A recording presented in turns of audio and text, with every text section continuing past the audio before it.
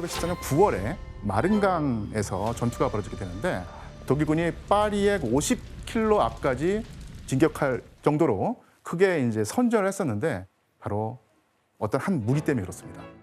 어떤 무기였을까요? 무기? 네이팜. 네이팜 그 폭탄이겠고요. 그래? 예. 아, 그 막 치명적인. 엄청난 위력을 가진 총, 예, 나 이거 저격. 연속으로 총을 쏠 수 있는 맞아. 기관총? 예, 기관총입니다. 네. 예. 프랑스군이 또 영국군이 엄청나게 강력한 기세로 독일군을 공격하고 있었는데 이때 독일군이 이 공격을 막아내는 무기로 활용했던 것이 바로 기관총입니다.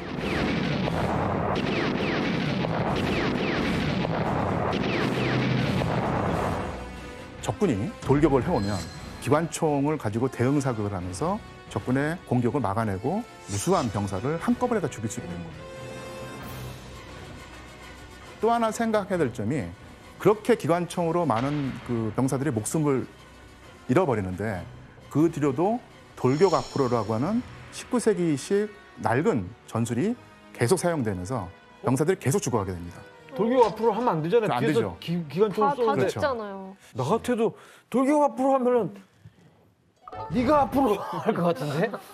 내가 병사라면 기관총 쏘고 있는데 돌격 앞으로 하면은 어떻게 나가? 근데 그 사이에 무기가 달라지고 전쟁 체계가 달라졌지만 19세기 마인드를 가졌던 장교들이 20세기 전쟁을 지휘하게 되면서 나타났던 비극이 바로 기관총과 그 기관총에 희생된 병사들의 모습입니다. 더 많은 사람들이 죽게 됐군요. 예. 네.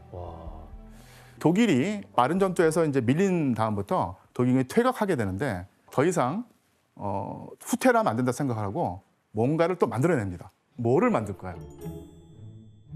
지뢰 아니에요, 지뢰. 지뢰? 지뢰 아닙니다. 자, 규현 씨 어떻게 생각나는 거 없을까요? 무기를 만든 거예요? 무기는 아니고요. 아, 무기가 아니에요. 예, 어떤 그 진지 체계라고 볼 수 있습니다. 땅굴인가? 땅을 파가지고 이거 쌓는 담. 예, 맞습니다. 그것을 뭐라고 부를까요? 뭐라 그러죠, 그거? 그걸 참호? 참호를 참호? 참호입니다. 참호. 아, 그걸 참호라고 해요? 예, 예.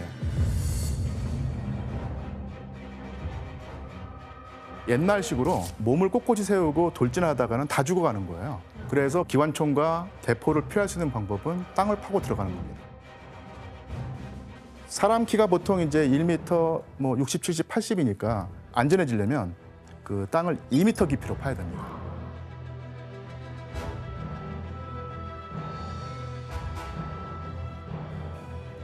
그 다음에 앞에 가시철사를 설치해놓습니다. 못 오게. 예, 적이 공격할 때 넘어지 못하거나 아니면 진격 속도를 늦추기 위해서. 예. 그리고 적군이 그 어떻게 용케 방어선을 뚫고 참호에 들어올 수 있잖아요. 그때를 생각해서 참호를 아주 복잡하게 미로처럼 만들어 놨어요. 오. 예. 참호에 들어갔을 때 길을 잃고 헤매도록 만들겠다는 거죠. 본인들도 헷갈려. 자기핀도 헷갈리는 경우가 생겨나게 됐어요.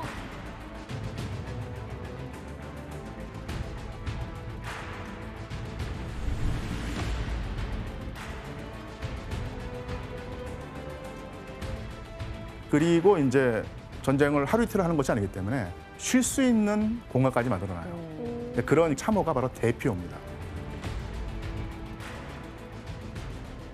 참호의 체계가 복잡해지죠. 그래서 이때 처음으로 참호가 대규모로 이제 구축되기 시작을 했고요.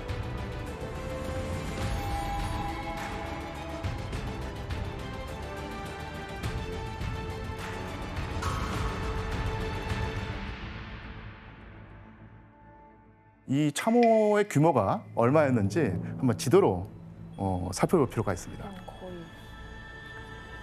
이 북해에서 시작돼서 스위스 접경지대까지 참호 체계가 완성이 되는데 이 길이가 760km입니다. 760km입니다. 그걸 다 팠어. 예. 진짜 길다. 비유를 하자면 직선 거리로 서울에서 러시아의 블라디보스토크까지 이어지는 거리라고 생각하면 됩니다. 저게 하나로 이어져 있는 건 아니죠? 그러니까 처음에는 띄엄띄엄 이어져 있었는데 전쟁이 계속 장기화되고 참호를 더 정교하게 짜다 보니까 거의 하나의 선으로 이제 이어지게 되는 것이죠. 아니 그럼 저게 지금 남아 있어요? 일부가 남아 있습니다. 그리고 지금은 흙으로 덮여 있다고 하는데 항공 사진으로 찍어보면 이 선이 보인다고 그래요. 네, 지금도.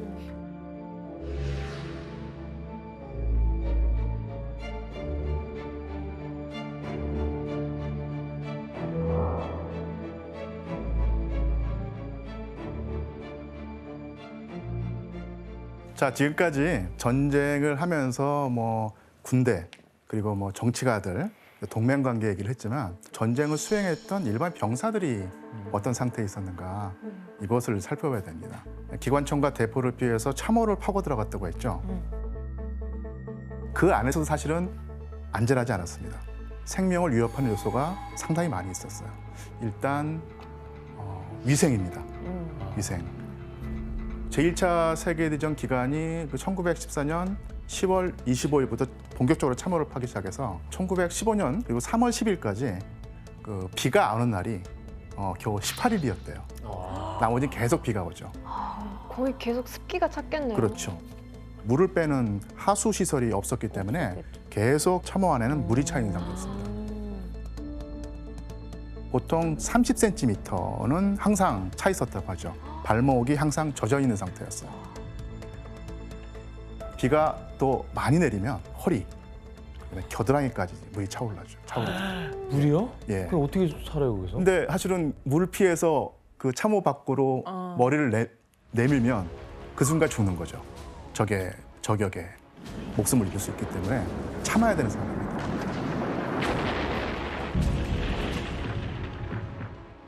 그런 빗물 속에서 며칠 동안 근무를 서야 되는 거예요.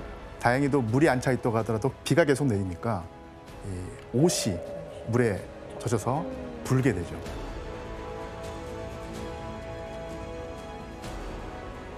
그래서 병사들이 군복을 입고 그다음에 외투를 입고 총을 휴대하고 비를 맞으면 무게가 늘어나잖아요. 그래서 온 무게만 15kg이었다고 해요. 와, 쌀한감만이네. 예, 상당히 무겁죠. 또 문제는 화장실입니다.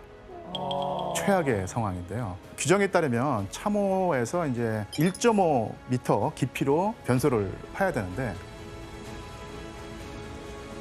비가 오면 역류하죠. 네, 역류하죠. 오물하고 빗물하고 섞여서 계속 차올라오는 것이죠.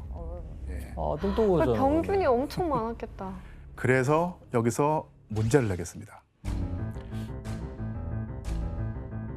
독일군은 당시 그 보급품으로 담배를 늘려달라고 요구를 했는데 그 이유가 무엇이었을까요? 왜? 그러니까 그게 합리적인 요구였을 것 같아요 왠지 저렇게 했다는 건. 그러니까 지금 질문에 늘려달래요. 담배가 뭐 지원이 되나 봐 계속. 예, 담배가 지원이 되죠. 근데 더 많이 달라고 요구하는 겁니다. 담배를 뭐 다른 데 쓰나?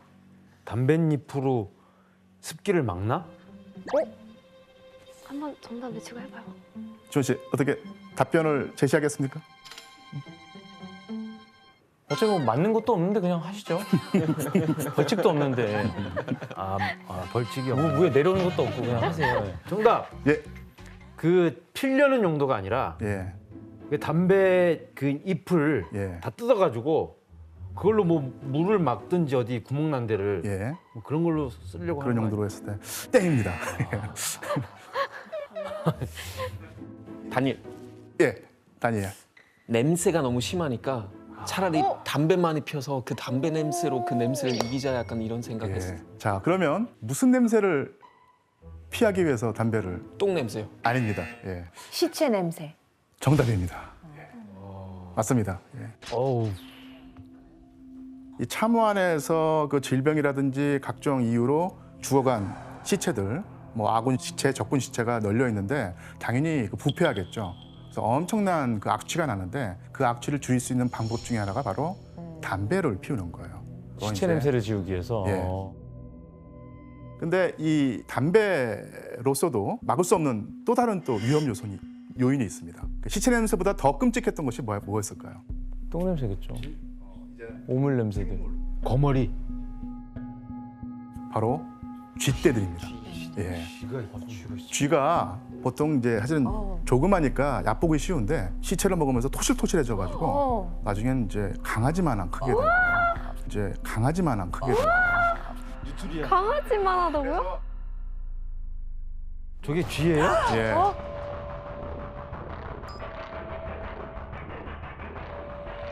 이 사진 보니까 어떤 느낌이 드시나요? 끔찍해요. 너무 좀 살 수가 없었을 것 저게 같아요. 때로 저 쥐가 시체인 줄 알고 먹고 뭐 산 사람은 안 먹고 이랬겠냐고. 다 덤비지 않았을까요? 위험해지죠. 참호 안에 물이 차면 그러니까 쥐떼가 헤엄을 치고 돌아다니는 거예요. 오, 시체를 파먹는데 그치지 않고 자고 있는 병사들을 시체로 착각하고 공격하는 거예요.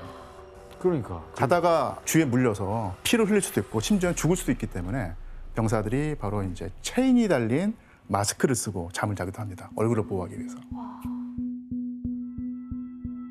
그리고 쥐뿐만 아니라 각종 벌레, 해충도 이제 들끓는 거예요. 자기 손목, 어깨, 팔뚝 이런데 파리떼가 수북하게 앉아 있었고, 그다음에 그 머릿니 있죠. 네. 머릿니가 너무너무 창궐을 해서 이 두피 안까지 파고드는 거예요. 그래서 너무너무 가렵고 아프니까 병사들이 머리카락을 다 밀어버리 삭발을 하는 것이었죠. 자, 뭐 이 정도는 이제 피부병이니까 뭐 그럭저럭 버틴다고 할 수 있는데 최악의 상황은 바로 참호발입니다. 참호발. 더러운 물에 군화가 젖는데 그래서 벗지도 못하잖아요. 비상이 걸렸기 때문에. 그리고 씻지도 못하고. 그래서 이런 비위생적인 생활 때문에 이 병이 생기는데 이것이 바로 어떤 증세를 나타내냐면 처음에는 그 발의 신경이 마비됩니다. 그리고 검푸르게 변해서 썩어가요. 그리고 결국은 발을 절단해야 됩니다. 이것을 바로 참호발이라고 부른다는 얘기죠. 뭐야 저게 발이라고? 예. 아니 참. 다 썩었네, 진짜. 그러니까 이런 참호발에 희생된 병사들이 한두 명도 아니고 부대마다 수십 명, 전체 군대는 수천 명, 수만 명이 될 수도 있다는 얘기죠. 저 상태로 어떻게 싸워요? 그러니까 뭐 아파서 뭐 움직일 수도 없고. 그렇죠. 아 진짜 안타깝다. 자, 이렇게 뭐 참호발처럼 끔찍한 사항도 있고요. 또 연관돼서 아주 힘든 전쟁 생활 때문에 새로운 물품도 생겨나게 됩니다. 방수 아니에요? 방수. 네, 바로 방수와 연관이 되는데 바로 트렌치 코트입니다. 트렌치 코트. 그게 그때 나온 거예요? 이 당시에 나온 트렌치 코트의 모습을 보여주는 그림이 있습니다. 한번 볼까요? 우비 같을 것 같은데 왠지. 예. 그 우리가 알고 있는 영화나 이런 데 많이 반짝반짝하는 거. 저기 밑에 버버리라고 써있네요. 버버리가 있죠. 그 전까지 이제 귀왔을 때 몸을 젖지 않게 만드는 외투, 코트가 많이 있었는데 이런 그 코트가 제1차 세계대전을 통해서 더 확산이 되고 개량이 되죠. 비가 오고 추위가 몰아치는 참호 안에서 고생하던 영국 그 장교들이 방수 기능을 가지고 있는 옷을 찾게 되는 것이에요. 그것이 바로 트렌치 코트입니다. 그러니까 트렌치가 영어로 그 참호란 뜻이지 않습니까? 그리고 이제 몰랐어요. 참호에서 입는 코트라고 해서 트렌치 코트라는 말을 쓰는 것이죠. 와. 그리고 트렌치 코트 보면은 여기 어깨에 요 뭐 견장이라고 하나요? 그래서 여기에는 이제 장갑을 이렇게 끼우게 됩니다. 그리고 이제 장교들이 명령을 때 호루라기를 부는데 네네. 호루라기를 항상 빨리 꺼내서 불 수 있게 여기다 걸어 놓는 거예요. 그런 용도로 이제 견장이 있었고요. 그리고 전통적인 그 트렌치 코트를 보면 여기 중간중간에 그 D링이라고 하죠. D자 모양의 금속재 그 고리가 있는데요. 그 용도는 수류탄을 걸고 다니는 용도였습니다. 예. 그러니까 이 트렌치 코트가 지금은 낭만의 대명사지만 실제로 그 기원을 보면은 전쟁과 연관돼 있는. 와. 그래서 이때 그 브랜드 있잖아요. 버버땡. 그 브랜드 되게 돈을 많이 벌었다고 들었어요. 예, 예. 저 전쟁 기간 동안에 트렌치 코트 덕분에. 진짜. 다시 이제 그 본론으로 돌아가서 1914년부터 1918년까지 이 전쟁 기간 동안에 서부 전선에서 나타난 전투로 인해서 죽거나 다친 사람, 사상자가 269만 명입니다. 질병으로 쓰러진 병사가 무려 352만 명이에요. 훨씬 더 많았던 것이죠. 갈수록 그 병력이 부족해지니까 영국에서는 18세부터 41세까지 남성을 징집하는 영국 최초의 병역법을 만듭니다.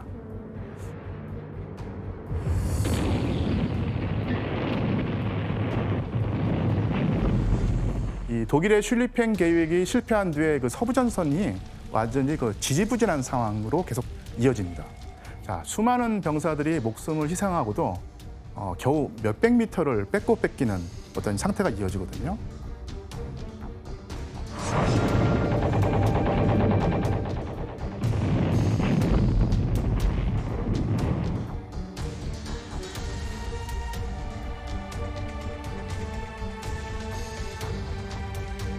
이런 상황이 이어지게 된 것은 바로 이제 살상만을 위한 과학기술의 정점, 신무기, 이런 그 무자비한 신무기들의 등장으로 인류가 역사상 가장 참혹한 전투를 마주하게 됩니다. 그러니까 인간 도살장을 방불케 하는 소모전이 시작되었었는데 1차 세계대전에서 최악의 전투로 손꼽히는 전투가 바로 베르댕 전투예요.